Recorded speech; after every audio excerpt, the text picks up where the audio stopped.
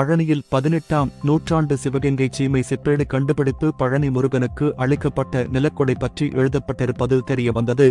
பழனியில் 18ஆம் நூற்றாண்டைச் சேர்ந்த ஒரு செப்பேடு கிடைத்துள்ளது. பழனிமலை கோவில் திருமஞ்சன பண்டாரம் சண்முகம் என்பரின் முன்னோர்கள் பாதுகாத்து வைத்திருந்த செப்பேட்டை தொல்லியல் ஆய்வாளர் நாராயணமூர்த்தி ஆய்வு செய்தார்.